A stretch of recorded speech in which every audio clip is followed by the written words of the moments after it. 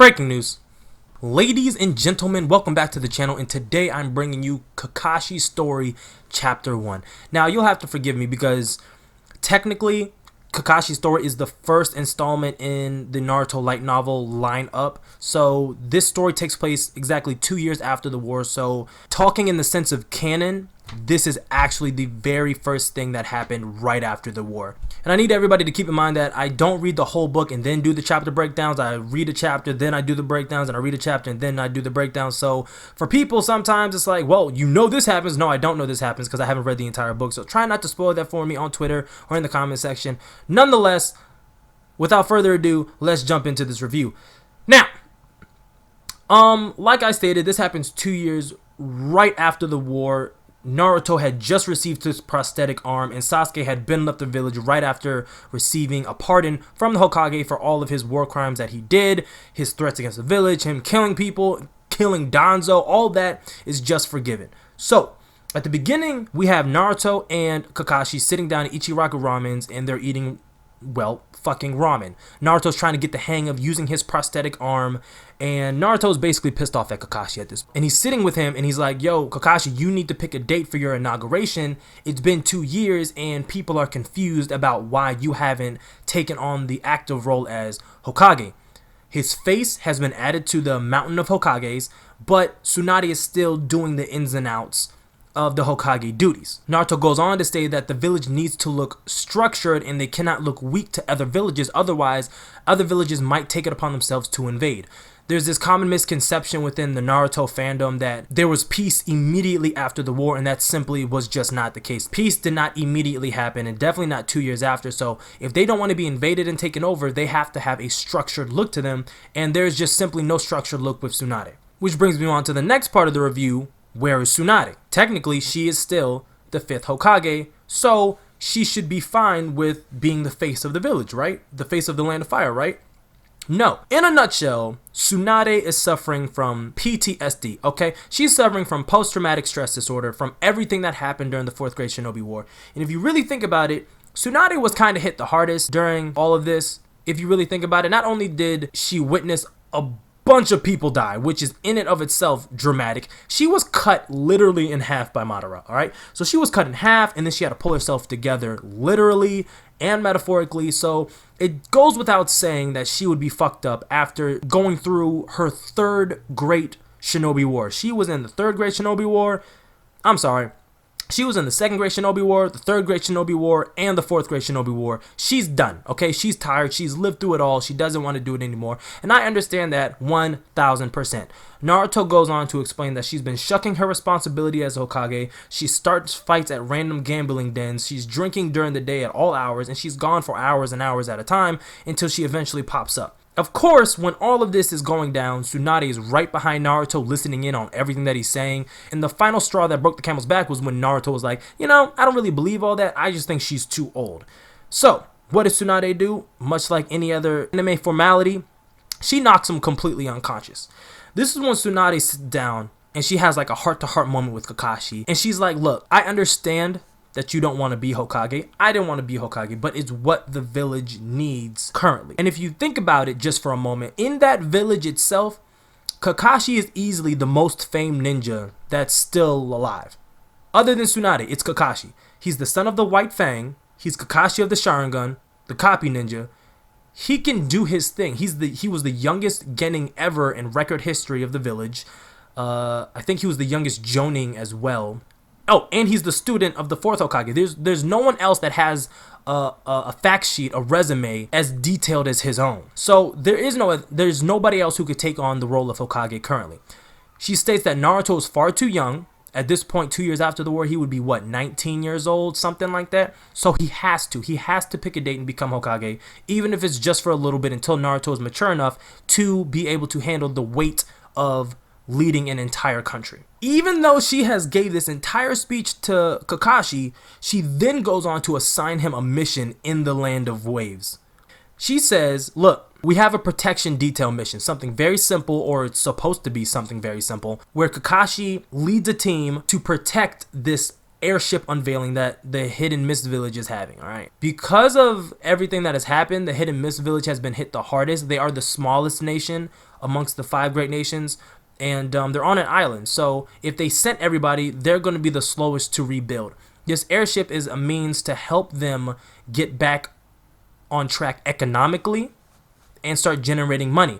Because of this, there might be people who want to steal the technology for the airship and, you know, sell it or weaponize it, do whatever they want with it, and they can't have that. So they're enlisting the help of the Hidden Leaf Village to guard that airship. She then states, hey, look, don't tell Might Guy about this or Naruto about this. Neither one of them can know anything, all right? Because Naruto's going to fuck it up somehow, and Might Guy wants to go see an airship. And it kind of gets kind of sad because they're like, look, Might Guy wants to be able to prove, well, one, he wants to see the airship just out of curiosity. But 2, Might Guy has also been on like this crusade around the village trying to do as much shit as possible to prove that he can still be a ninja, even though his leg is completely jello because he shattered it with his fight against Madara, and he's rolling around in a wheelchair. Can we just stop for a moment and really think that Naruto was able to heal Might Guy from the brink of death after he was all crispy? You brought him back from the brink of death, but you couldn't repair his leg? I'm sorry. These are just like, I just thought about it for a second. It's actually, it's the war arc was it was shit, y'all. Not gonna sit here. It was so many plot holes, so many conveniencies. But nonetheless, that was the mission that Kakashi's assigned. Of course, he agrees to it. And then, I should have mentioned this earlier, but I wanted to save it for the end of the video, is there was a reference to one of the Naruto Shippuden movies, the Naruto Blood Prison movie. I can't remember what number it was. I think it was movie 4. I could be completely wrong, but the Naruto the Blood Prison movie, and if you're not familiar with it, it's when Naruto is accused of a crime that he did not commit, and so he's imprisoned under the guard of the warden Mew. Now, Mew had this very, very, very interesting Keke Genkai ability, which allowed him to basically control everybody who's in the prison.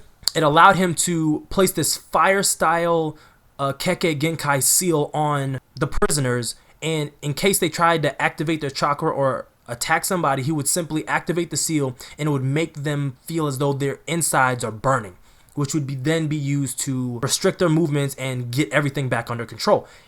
It was such an effective jutsu, Naruto, even with the 9 tails inside of him, he was only able to produce, I think, 2 shadow clones, which is ridiculous considering how many we know he can produce. He can only control 2 versus him pumping out like 1,000 or 2,000. It is what it is.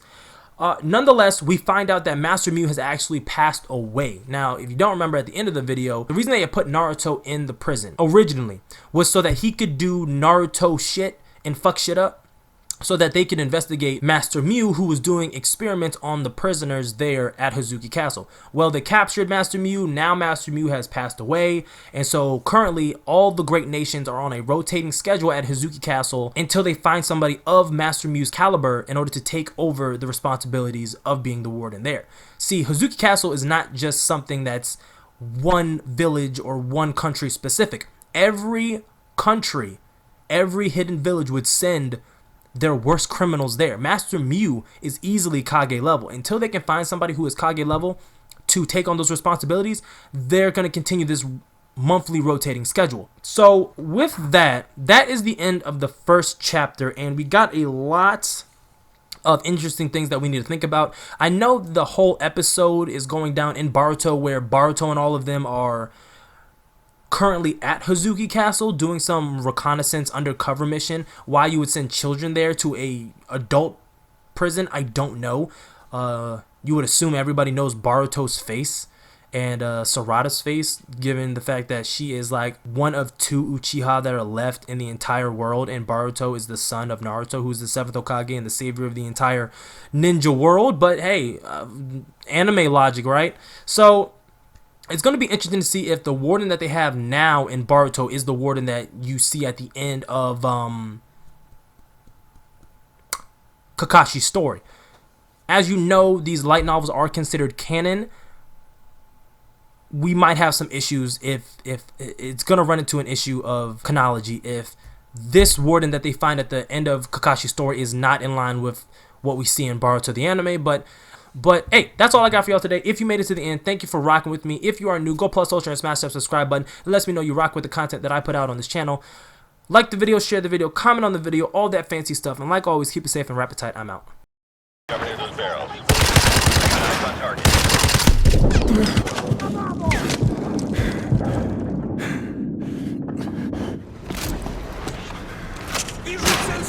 Roach.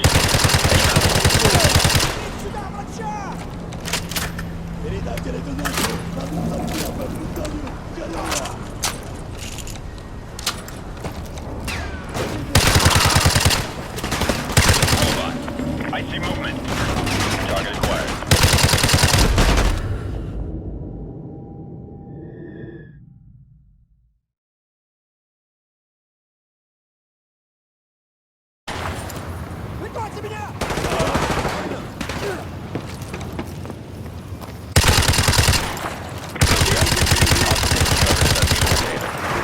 Got a visual.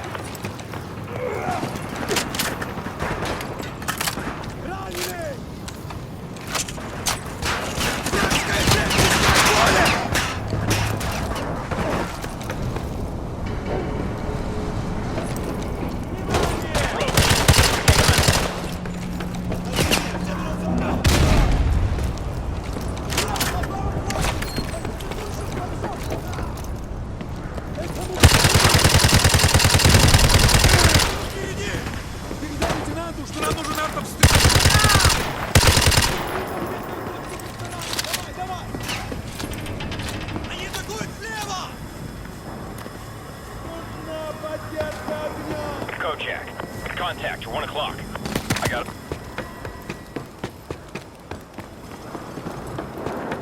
Move up. They're throwing up a smoke screen. Enemies are using thermal optics. Switching to thermal scope.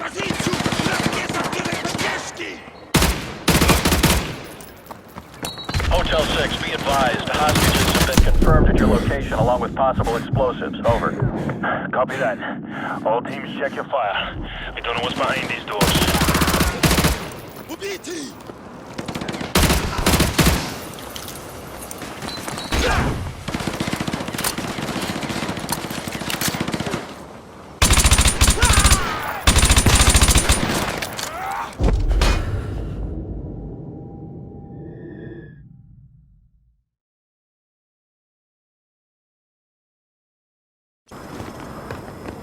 Move up.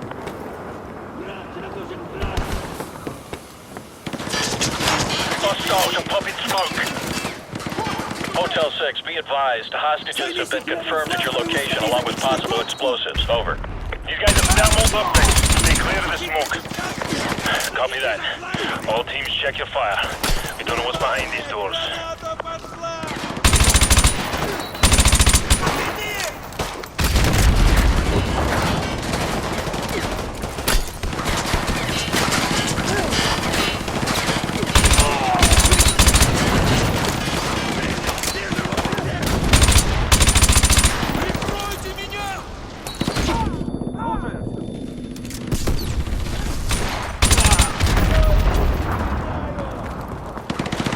Вражеская техника и вертолеты замечены в 15 километрах рядом с шоссе.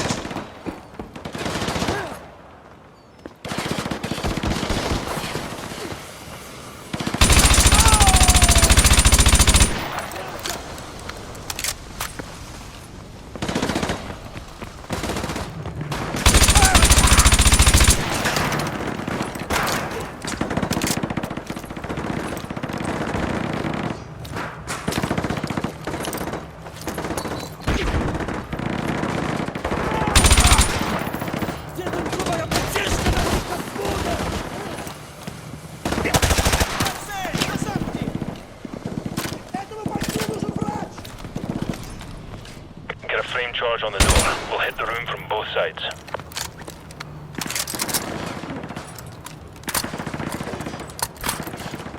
Get a charge on the door. We'll breach from both sides.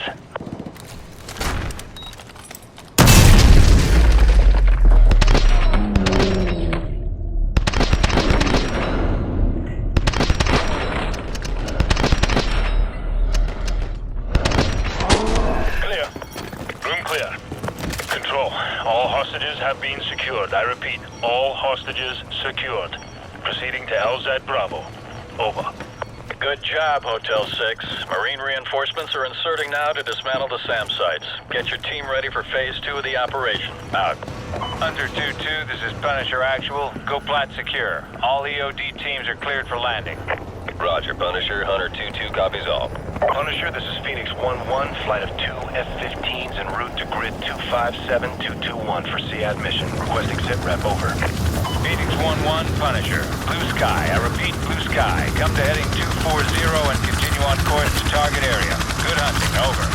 Punisher at all flights in vicinity of grid 255202. Local airspace is secure. I repeat, local airspace is secure. Proceed on course to target area along route November 2. Punisher, this is Hunter Actual. Hunter 2-2 is moving to secure the SAM site at the southwest corner of main deck. Hunter 2-3 is proceeding towards the derrick building to disarm the explosives. Punisher Actual to all strike teams. All SAM sites neutralized. Repeat, all SAM sites have been neutralized. Blue Sky in effect.